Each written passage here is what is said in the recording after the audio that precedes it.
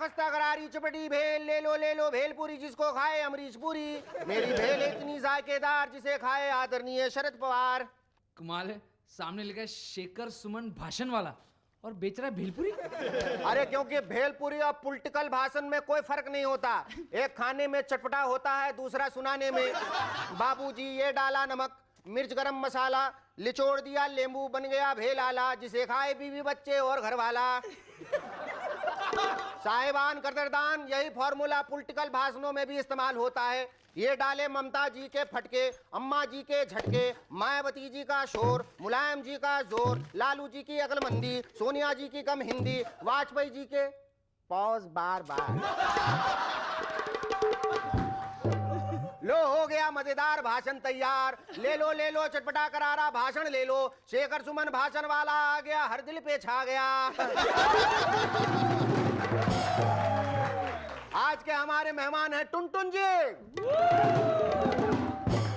और समीर सोनी। लेकिन उससे पहले जोरदार तालियों से स्वागत कीजिए शुरू की और उसके रबर बैंड का।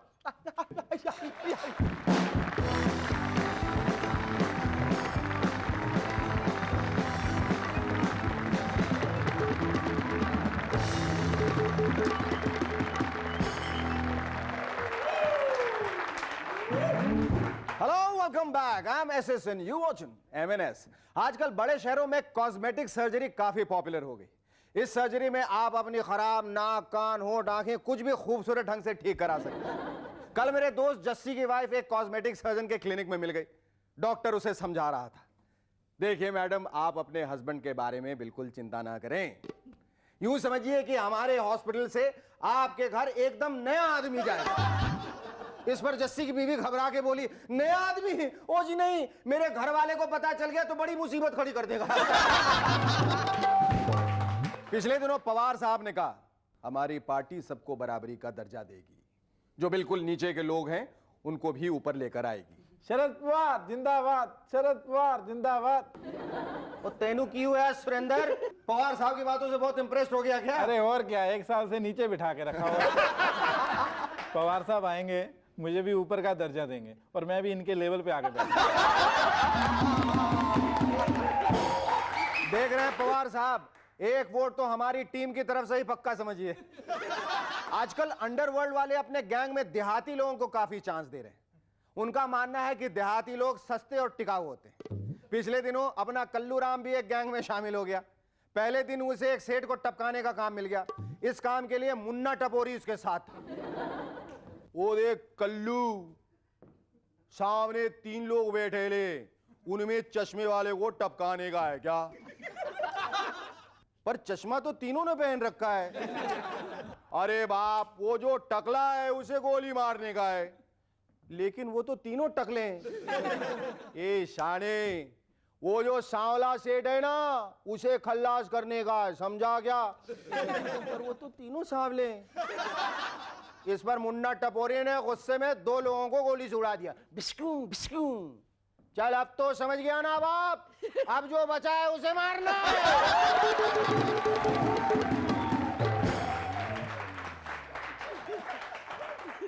इंडोनेशिया में एक 50 वर्षीय आदमी ने 30 साल तक अपनी प्रेमिका का इंतजार किया। फिर एक दिन हिम्मत करके वो उसके घर जा पहुंचा और उसके पिता से बोला, मैं पिछले 30 सालों से दिन रात आपकी लड़की से प्यार करता रहा। इस पर लड़की का बूढ़ा बाप बोला, तो अब क्या चाहते हो? जी मैं उससे शादी करना चाहता हूं।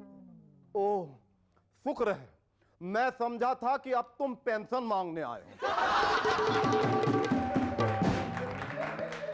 ऑस्ट्रेलिया का पैट्रिक वेल्स एक इंजन ड्राइवर है। वो पिछले 7 महीनों से जेल की सजा काट रहा है क्योंकि उसके इंजन के नीचे एक भैंस आके मर गई। पैट्रिक को इस बात की कतई कोई परेशानी नहीं है कि वो सजा काट रहा है, बल्कि वो वकीलों के उलूल जुलूल सवालों से परेशान है। एक बार एक वकील ने उससे पूछ लिया, क्या भैंस सचमुच रेल की पटरियों पे चल रही थी जो वो मर गई?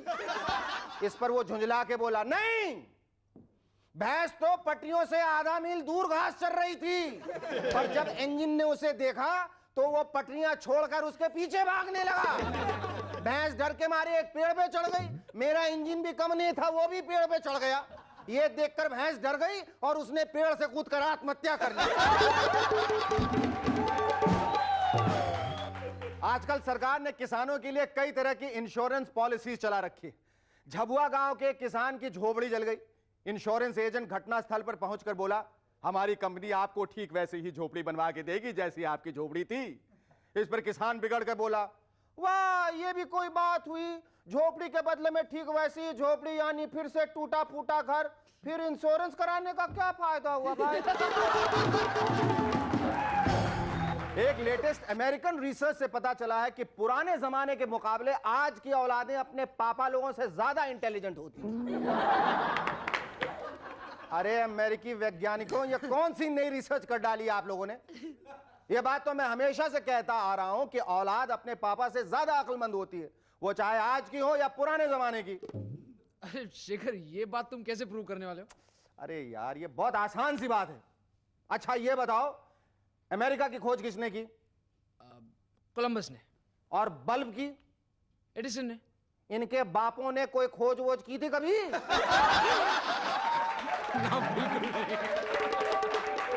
तो इंटेलिजेंट कौन हुआ, बाप या उनके औलाद? पिछले दिनों सीबीआई वालों ने लालू जी की 42 लाख रुपए की अनडिक्लेयर्ड प्रॉपर्टी को लेकर उनसे 2.5 घंटे तक पूछताछ की। लालू जी ने उस वक्त उनको कुछ नहीं बताया, लेकिन घर आकर सीबीआई वालों के नाम एक लेटरवा लिख दिया।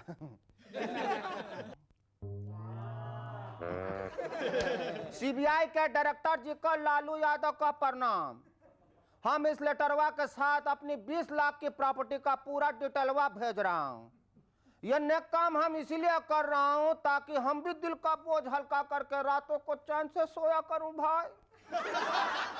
आपका लालू प्रसाद यादव, नाला रोड, पटना, बिहार। चिट्ठी के नीचे स्पेशल नोट में लिखा है, अगर फिर भी हमारे दिल का बोझ हल्का ना हुआ और रातों को नींद ना आई तो हम बाकी के 22 लाख की प्रॉपर्टी का डिटेल भी भेज दूंगा। Our first guest on Movers and Shakers tonight is the queen of comedy of yesteryear, who was a cult figure in our times. Ladies and gentlemen, please welcome Uma Devi alias Tuntun.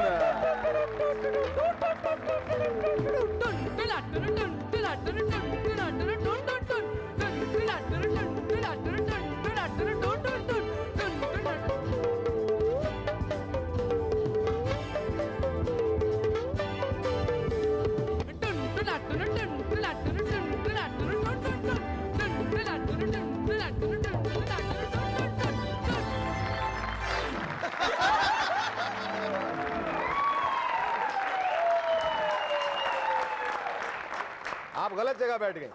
ये कुर्सी है, ये table है, यहाँ बैठना चाहिए।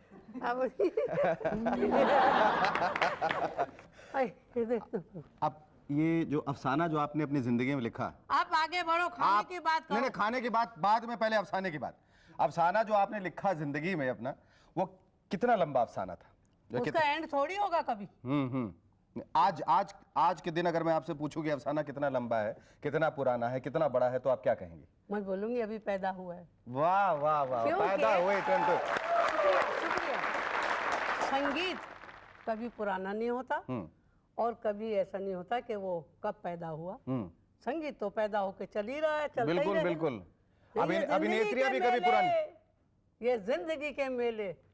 बाकी आगे याद नहीं, आप बोलो और क्या। कितने हंस रहे हैं जालिम लोग, इससे पहले कोई हसीन लड़की देखे ही नहीं। ये बताइए, आप पार्श्व गायिका बन के आपने शुरुआत की अपने करियर की, अचानक एक तब्दीली आई, आप उमा देवी से टुनटुन में गई। ये बात शायद आप लाखों करोड़ों दफा बता चुकी हूँ कई प्रोग्राम में कि दिलीप साहब इसके जिम्मेदार थे, नौशाद साहब इसके जिम्मेदार थे, लेकिन मैं ये पूछना चाहता हूँ कि आप इस बात से क्यों मानी, आपने हामी भरी कि आपका नाम बदलना चाहिए? आप उमा देवी बन के ही क्यों नहीं रही? अरे आप बाबुल देखिए, उसके टाइटल पर एंड उमा देवी आता, मेरा क्या इसमें दोष है? बिल्कुल दोष नहीं है। लेकिन ये जालिम पब्लिक, जब बाबुल रिलीज हुई, इन लोगों ने मुझे सड़क पर नहीं चलने दिया। पूछो क्यों? क्यों? टुन टुन टुन, हाय हाय, ये क्या हो गया? मैं कोई चोर हूँ, लुटेरी हूँ, डाकू हूँ, खूनी हूँ? मगर साहब, मैं हार गई पब्लिक से। वो टुन टुन टुन टुन ऐसी ही बजी। क्यों बजी? ये तो मुझे भी नहीं मालूम। क्यों बजी ये टुन हम जानना चाहते हैं कि आज से। मेरे से मत पूछिए, ये तो जिसने टुन बनाया उनसे पूछिए। आपने इतने पात्र निभाए, इतने सारे रोल्स आपने निभाए फिल्मों में, जी हाँ। तो आपको कहीं लगा कि जाकर आप कहीं ना कहीं वही पात्र दोबारा कर रही थी, या आपको कुछ अलग करने का मौका मिला? नहीं, वही थे। वही थे। इधर से निकले उधर, उधर से निकले इधर। मिस पुष्पलता। यस सर, मैं आ गई। Oh sorry.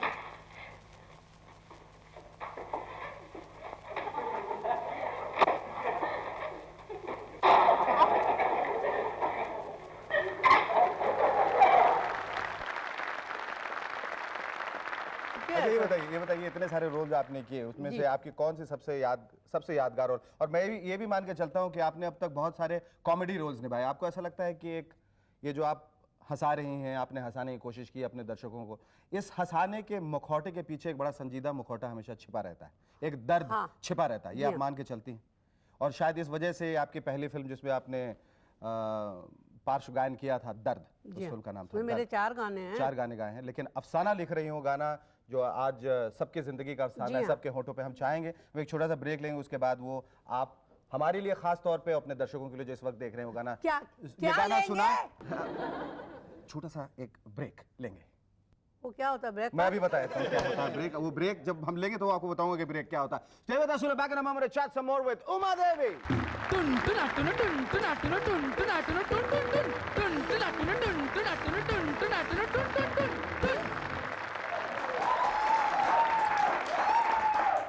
Hello, welcome back to M&S once again. एक बार और।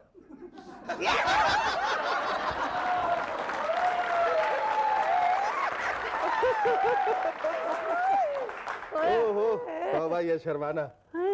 ऐसे दिखावे की बात है ना? ये जो हम ब्रेक से जाने से पहले बात कर रहे थे कि आपने दर्द में जो पार्श्व गायिका के रूप में आपने अपने करियर की शुरुआत की, तो ये गाना जो था, ये पहला गाना था जो आपने गाया था, अफसाना लिख रही हूँ? इसमें 4 गाने में जो आप में से ये पहला गाना था। इससे पहले कि हम एक दूसरे के साथ कुछ और छेड़छाड़ करें, मारा पीटी करें, कुछ दे धनाधन। जी। Our second guest on M&S tonight is a popular model turned actor who played the lead role in the film China Gate. Ladies and gentlemen, please welcome Samir Soni.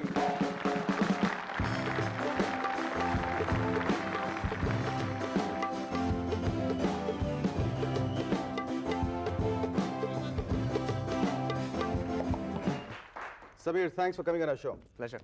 Samir, tell me, I mean, looking at you, I mean, you look more like the senior executive of a multinational company than a model, than an actor. What do you have to say about that? Well, the way things are going, I think I should go back also. Why do you say that? I mean, you started off so well and you got a fantastic break in a film called China Gate, and it was appreciated a lot. Did you feel sorry about the fact that it didn't do that well it was expected to? Well, I was disappointed, I guess.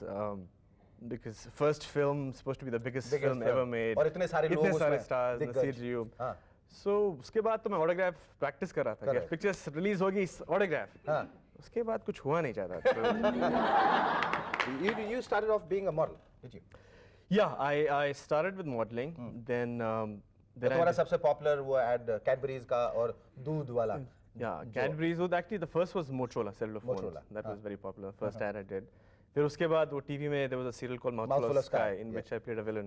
बिल्कुल. अच्छा, तुमने बीच में एक music video भी किया है, album भी किया। वो कैसे और क्यों? वो घंटी बजी, वो फोन आया कुणाल कोहली का, who is a very fine director for videos, music videos and stuff. And Sabir, and do you want to do a music video? And he had called me several times before, and तब तो फिर भी China gate का नशा था थोड़ा सा, अब थोड़ा कम हो गया था। यार काफी टाइम हो गया, काम नहीं किया है, कुछ करना चाहिए। So this is he had a very good concept, and then my co-star was Shefali Chaya, who's a wonderful actress. Yes. So and it's being sung by Ram Shankar. हाँ समीर, बताओ ये तुम्हें ये चाइना गेट तुम्हें कहाँ मिला और कैसे खुला ये गेट तुम्हारे लिए? खुला क्या? मालूम नहीं मेरे को। अभी तक बंद लग रहा है अभी। नहीं खुलेगा इंशाल्लाह खुलेगा जरूर खुलेगा। No, actually what happened, Mr. Ramesh Torani from Tips, I heard he was looking for a new boy, and a meeting was arranged. I met him, and then the evening he said कि समीर शाम को फिर आ जाना। I said okay, तो मैं आ गया। At that time I was shooting for Mouthful of Sky, and then this gentleman walked in. पता नहीं कौन है? I had never seen him before, unfortunately. I walked in, and he says, Sameer, this is Mr. Rajkumar Santoshi. I'm like, oh, Rajkumar Santoshi. And I had this demo tape, 5 minutes, some of the ads I'd done. So he saw that and he says, what are you doing tomorrow morning? And I said, I'm shooting for my serial. He says, come for 10 minutes, we're having a muhurat for this film I'm doing. Just come. So I'm like, okay. I said, pata nahi kya baat hai? So I went there and he says, this is the new boy I'm introducing. I'm like, well, what do you mean? I'm in the movie? And that was it. Now with China Gate, would you also like to, keep doing television? Would you also continue doing television? So actually, I've just done one serial, Mouthful of Sky, and there was a Mumkin. That Mouthful was a handful. Actually, it worked out very good for me. It got me a handful of fame. It was, touch wood. I was very happy with that because whatever little recognition I got was because of that. The fact is, I'm scared. Yeah, serial kya kahin yaar, that lifelong ambition of being a film star. वो निकल गया. वो निकल गया. So वो डर के मारे नहीं हो रहा है. So that is. पर आ जाएगी हिम्मत आ जाएगी. मेरे ख्याल से जिस दिन तुम्हारी एक बहुत बड़ी फिल्म हिट होगी, उस दिन तुम एक बहुत बड़ी सीरियल भी कर लोगे. And then you can say, see, I can do both. It really doesn't matter. You do television, you do films, you do stage, you do this, that. You know what eventually matters is your talent and the success which you have achieved. You got to have faith, and I guess I'm a little scared. It'll take time. No, I think you're doing a damn good job of what you're doing, and here's wishing you all the luck. Thank you. Love you. आज का ये खत भेजा है हरीश मुंजाल ने कांके रांची से. बहुत ही बढ़िया जोक है, मुझे ज़बानी याद हो चुका है, आप भी सुनिए. एक पागल खाने में एक पागल लोटे में अपनी उंगली डाल के यूं यूं कर रहा था. एक डॉक्टर जो वहां से गुजर रहा था उसने उससे पूछा, क्यों बे, क्या कर रहा है? पागल ने कहा, मछलियां पकड़ रहा हूँ. डॉक्टर ने कहा, पागल लोटा है. थोड़ी देर बाद डॉक्टर जब वापस आया तो देखा पागल अब भी यूं ही लगा पड़ा है. तो डॉक्टर ने फिरकी लेने के अंदाज से उससे एक बार फिर पूछा, क्यों बे, कितनी मछलियां पकड़ी? पागल ने बगैर ऊपर देखे कहा, पागल लोटा है.